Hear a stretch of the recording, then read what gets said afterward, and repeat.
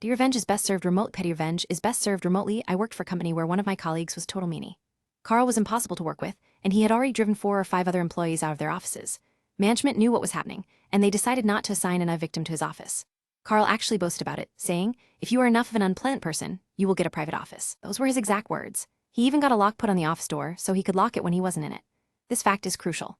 One of his earlier colleagues, Denise, later became our company's IT technician. Because she couldn't access his computer unless he was present to let her in, she secretly added the capability for remote access so that she could accomplish what she needed without having to endure his complaints about the disruption she caused him. Denise eventually grew tired of his boasting about being a mean person, as it was true, and decided to take action. Carl never logged out of his Windows account, since he could lock the door when he left. This meant that whenever she remotely accessed his computer, any action she took would be logged under his user ID. Whenever he left his office, to use the restroom or get coffee, she would remote in and open a web browser window. He then visited websites that shouldn't have been visited. She could not go to, for example, spicy time sites because these were blocked. However, she could attempt to access them, and the attempts would be audited.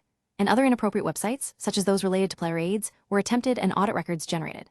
After a short period of time, the system administrator noticed the number of blocked attempts and went to Carl's supervisor. When Carl was questioned about it, he claimed that someone else was using his computer to do that. This did not fly because his office door was locked, making it impossible for anyone else to access his computer. Furthermore, the attempts were sandwiched in between his normal activity, during working hours, sometimes leaving only a few minutes of downtime. Carl was reprimanded, lost his privilege to have a private office, and was moved to an open cubicle, a significant demotion considering his seniority, with the stipulation that his monitor be placed so that anyone walking by could see what was on it.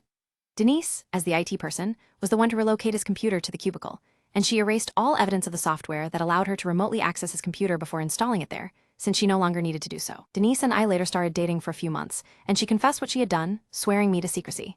This is the first time I have broken that agreement.